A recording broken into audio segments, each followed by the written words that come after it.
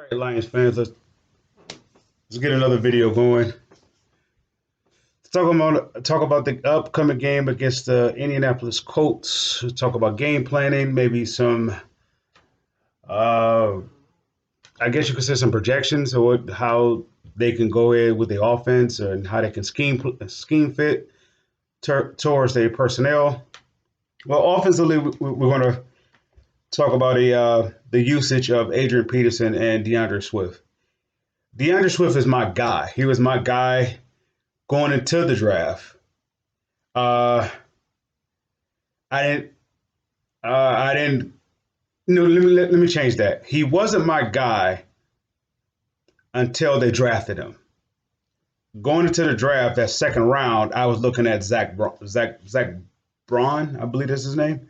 I was looking at him, the linebacker, I believe the outside linebacker, I believe. I was looking at him in the second round, and when they when they drafted Swift, I said, "Well, I see what they're going to do." Of course, at this time they didn't have Adrian Peterson, so it was on Bo, and it was Swift, and of course we had Ty Johnson there too as well.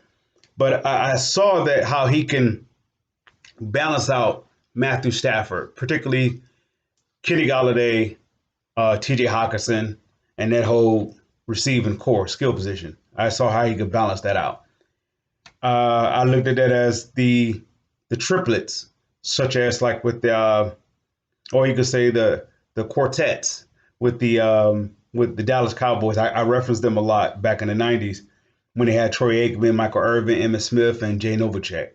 I'll take the liken to the exact same format with the Lions, with of course with Stafford, Galladay, T.J. Hawkinson, and DeAndre Swift. I look at just that comparison to that exact same thing. So with that being said, when it comes to DeAndre Hopkins, DeAndre Swift, and his playing time versus Adrian Peterson, with the Lions, what I appreciate what the Lions is doing, they're doing what I really would have liked if it was possible for them to have done with Matthew Stafford early in his career, was have a veteran guy that he can learn from. There's no better player or no better, I guess you could say, compliment to DeAndre Swift than Adrian Peterson. Now, somebody said, "Well, Adrian Peterson is not cooking. He's not like he was at the beginning." Well, when the defensive game plan is to stop Adrian Peterson when he's in the game, regardless if he's 35 or not, the game plan is to stop him. If he's in the game and he's lining up in the backfield, the game plan is to stop him because it's a run play, more likely, right? Throughout his career, he didn't. I don't know how much he went out for, as a receiving back, but but if you were to put DeAndre Swift in there, I don't believe DeAndre Swift is ready for that as of yet. Like the extra touches, how they minimizing his touches, minimizing his touches rather. I think is very great. Make him earn it versus giving it to him. Such as like they've done in times past. They was trying to find the next running back for years since Barry Sanders, and that's some tough shoes to fill on a very a 10-year consistent basis. So that's never mind his highlights of what he was able to perform, but he was very consistent for like 10 years. So those are some hard shoes to fill. So they really try to give guys the keys when they showed the flashes of it early on. Kevin Jones, Kevin Smith, Abdullah. You can go with Javid Best. You can go with Bo Scarborough. You can go with anybody that since the Lions is so, I don't want to call it desperate or so without a running game. If anybody do something that nobody was doing prior to, in the Lions uniform, give them. That's like a crucial mistake. And they gave Kerryon Johnson the keys, and look what happened. He wasn't ready for those keys. Now, as an athlete, you're ready because you've probably been playing it all your life. But in terms of what the owner, down to the general manager, down to the coach, to the coordinator, and so forth, we're going to be able to demand for you. Then an athlete in a collegiate level. They never had to experience that. So you're basically playing for funds and kicks. That's why like you would say the college game is that much more exciting. There's not really much pressure in comparison to the pro level. No. There's pressure, but it's not as much pressure as it is on a pro level. This is your profession now. This is what we're going to expect you to do. This is what we're going to pay you to do. Now, the average fan may say, well, that's what they're supposed to do. They're supposed to do with their job. But if you still have a college head and a mindset, and if you're still approaching it premature or immature, then therefore you're not going to really approach it as the potential that you show, the flashes that you show. So this is why I would say keep it with Adrian Peterson. Changing that from that, let's go with an offensive scheme set. I would like to see a 3 tight end set if possible. You could have one in the backfield as a what you would call it, an H-back. And you have 2, you got TJ Hawkins on one, or you can have Jesse James on one side and Isaac Nada on the other. And you may have a receiver with that, how else you want to do the personnel. But you put that back there with Adrian Peterson. Why do I say Adrian Peterson? Well, they're going to automatically know that with Adrian Peterson, it's a run play. All right, but you got 3 tight ends. So unless your secondary, your linebacker to your secondary, let me rephrase that. Unless your secondary and linebacker core is ready to adjust to a 3 tight end set, especially our 3 tight end set. Ours is not no slouch. Jesse James is a potential receiving threat. TJ Hawkinson, we already know he is. Alodi Nada is basically what he does. He haven't been really battle tested, but yet and still, he is a potential ideal threat, and he could be the dark horse, or I would say the X factor of the 3 tight end set, that they're least likely to know what he's going. He's least likely to be predictable. So, of course, that's going through practice and you practicing that set and so forth. But I one thing, if I may throw all that aside and go jump to the next scheme set or next explanation why I believe Bevel is doing it the way he's doing it. Somebody may say like Bevel should let it go. Let Stafford go, turn him loose. Stafford had to get into a rhythm early on in the season. He was if anybody's been watching him, he's been out of sync. He's Stafford nonetheless. There's no preseason. There was no nothing. He just had the workout with a few of his players per se, and maybe he had his individual workouts, but there was no rhythm set. Stafford normally has a rhythm going in a season by, I would say, the 2nd to 3rd preseason game. Even if he's not playing a lot in those preseason games, he normally have a rhythm, like a cadence per se, not just cadence on the field, but cadence prepping to the actual cadence on the field. He had a routine, and I don't think he was able to do any of that. So he's out of sync. So that's why I believe a lot of his play has been not as productive as it was the previous year. The previous year, they say all the way up to the point where he got hurt, he was an MVP type candidate. Well, look what he had to work with in that offseason. He had, he didn't have a run game at all. He had no Adrian Peterson, and he had no DeAndre Swift. But look how productive he was, because he had Stafford is a how can I place it? Stafford is I want to say a straight line guy. Now, don't get me wrong, he can go off the rails and have seen it, but he's a straight line guy. If you throw it on a board, he can do it. He's a guy that you would love to have in your organization because he won't give you really much problem. He is the guy that will get it done. You need me to go play, I'll play. We saw that early, first thing in his career against the Cleveland Browns when he popped his arm out of place. He's a guy that whatever you need me to do, I do. He's a gamer per se, but one thing that he had against him was he never had the opportunity to mature into the position to be the franchise guy. So everybody was trying to throw him to be like this franchise type player, but he wasn't yet ready.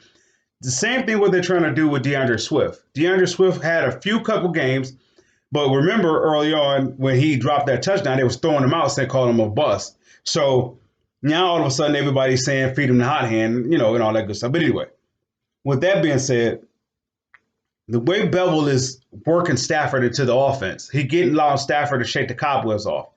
Once again, this team is building continuity and gelling.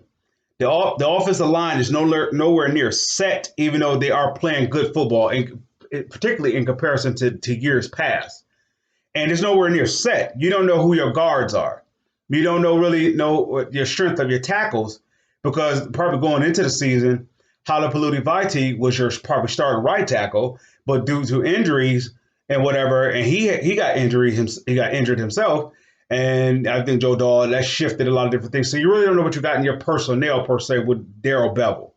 So by Matthew Stafford is coming out the gate kind of like wobbly, but he's coming to this last game. Maybe was breaking out those. Let's say those first couple games are like preseason warm ups, so to speak, and even with that, you won a game, and but you saw his play really wasn't that good.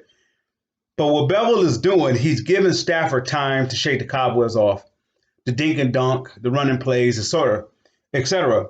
Now, somebody may say, like, why do they keep running the dive play? Maybe that could be Patricia's favorite play. How I think Patricia's really set up is that we're going to keep doing it until we get it right. And when we get it right, we move on to the next thing.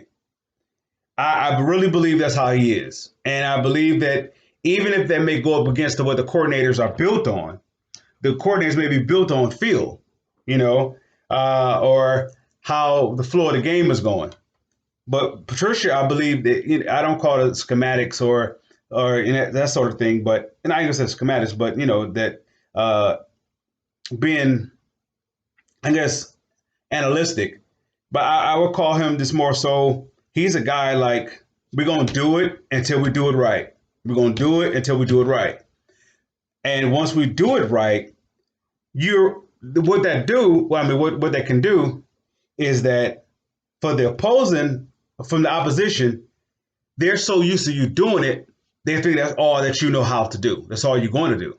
Now since you have done it so much, and you have done it to the point where the defense thinks that's what you're going to do, you're that much predictable. But at the same time, it gave your team enough time to get it right that you can actually move on to the next thing. Now the opposing team don't know what you moved on to. So if they finally got it down packed, how to run, to say, for example, on the defense, run man. And they finally, but all the players really know their assignment on man. Well, then you could go to the next type of scheme. Or somebody could say that could be zone. But the opposing team is predominantly known since Patricia been here, they run man. Even Park goes as far as back as his days with the Patriots. He's run a lot of man.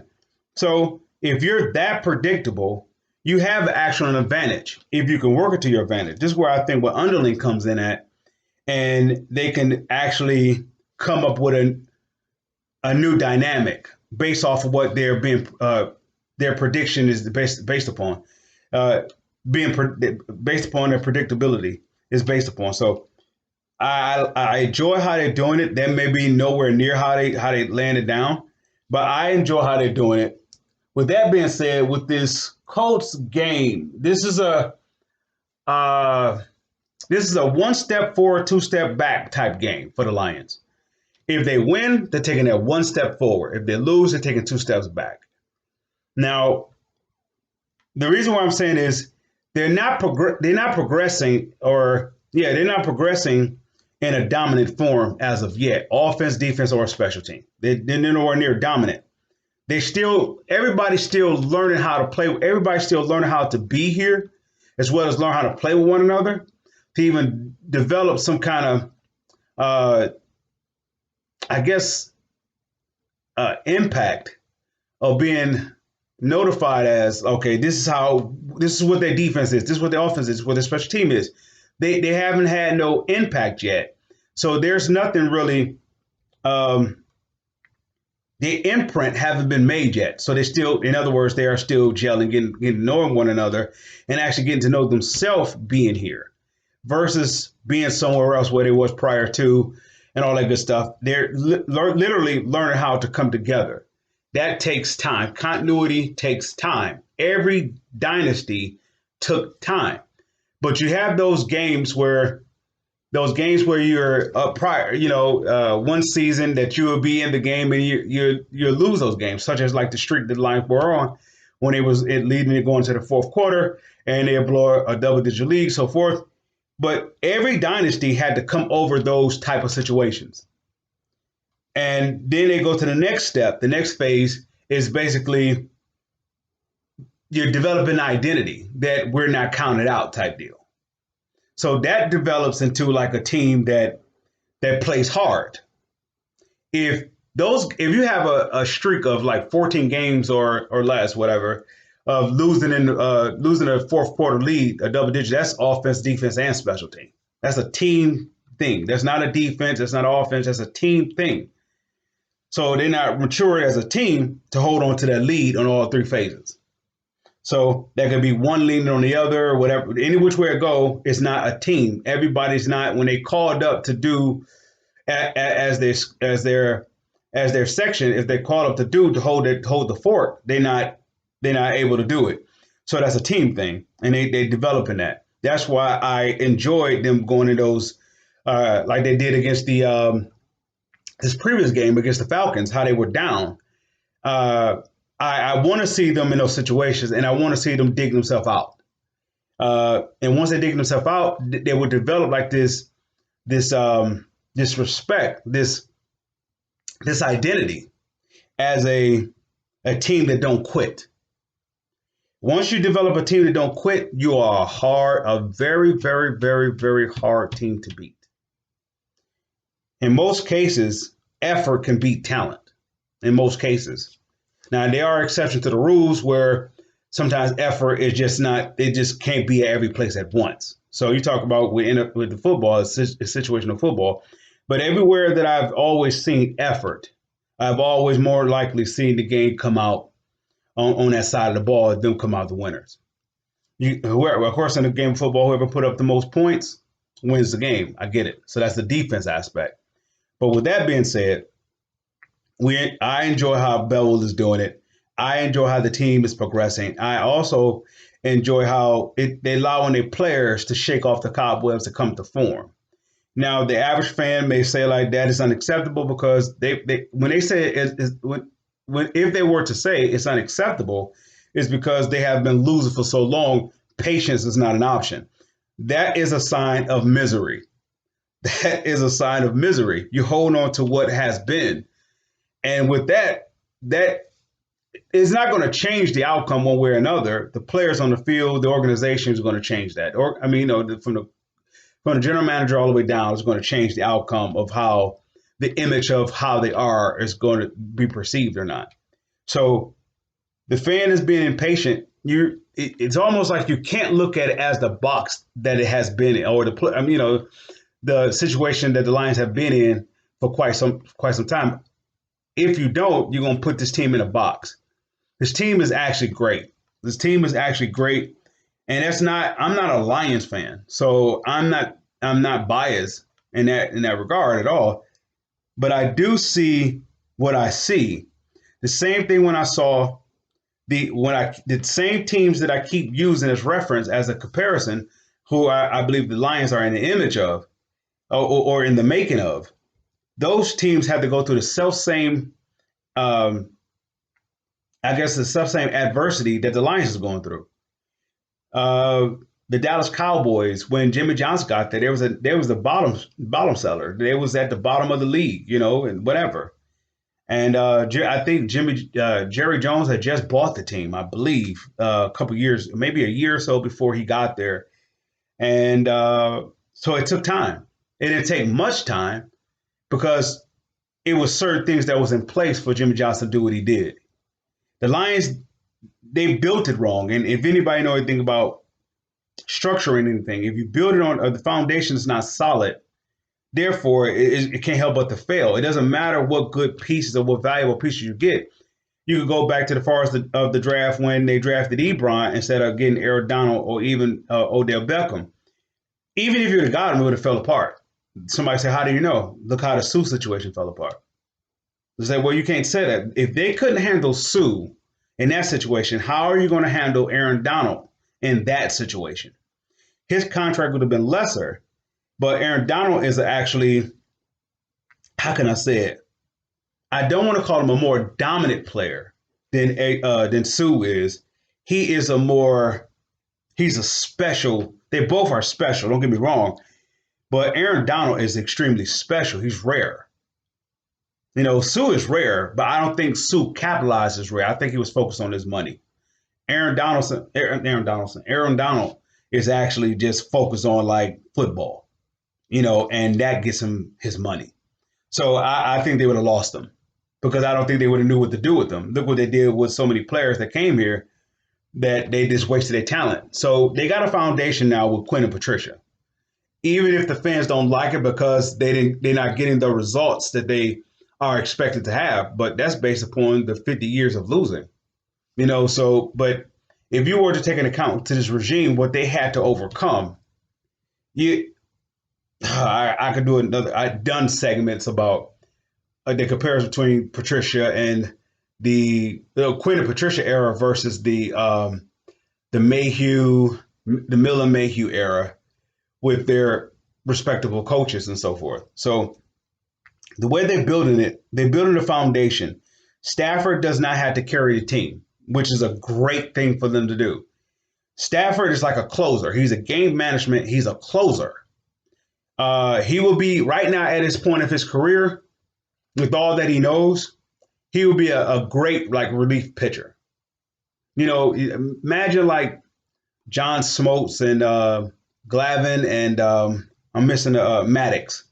Imagine them at the end of their career when they had that three-headed monster in Atlanta. They were closers, so to speak. They wasn't as dominant as they was early on. The game slowed down. They knew how to do this and everything else. Stafford's in the right position to put everybody in a position on the offense. He can actually make Bevel better. So I say run the ball early. Let Stafford close. Let him pick the game. Fill in the pieces here and there. When they take the shot, when the shots are available, you take them. Not down the field, just period. When the defense is slacking off, whatever. But I love how Patricia's approaching the games or the game plan, or if it's Bevel ideal, if it's Patricia's ideal, however it goes, you keep doing it until we get it right. It's because it's not about the opponent. It's about the Lions. The Lions have always made it about the opponent. That's why the Lions were always so predictable. What I mean by predictable, the team could be losing, the opposing team could be losing against the Lions. The opposing team was like, they're going to self-implode because the Lions never knew how to master them first. So I like how Patricia's doing it. I think that's Coach Belichick. That's his thing. In practice, you do it until you do it right. And if you get it right, that's when we do it on the field in the actual game. So with that being said, this game against the Colts is a one step forward, a two step back type game. If they win, they are one step closer of being a contender. They're not a contender. I gave them 3 games early on in the season to show if they're a contender or not. They're not a contender. They don't even know each other yet. So that's why I needed 3 games to see if they knew each other. They don't know each other yet. They are becoming this adversity that they had to overcome of let's say the losing games in the fourth quarter and all that good stuff. It is developing them. It's giving them an identity. How not to quit, how not to give up, and a mentally endurance or a mentally wielded team that has grit, whatever, I think would outlast a lot of teams. And even if you go as far as the Tampa Bay Bucks when they had Sapp and Brooks and Lynch and the whole Tony Dungy deal, I just believe even though in the midst of they had a scheme of the Tampa 2, even with that, I think their team was based upon will more so than it was skill. They had a lot of passion, just like Ray Lewis with the Bucks. I mean, with the Ravens. Of course, it does help when you have Hall of Famers and possibly Terrell Suggs and Ed Reed. So when you have that, it's kind of Saragusa and all that good stuff, and Holy, not Saragossa, Elodie Nada.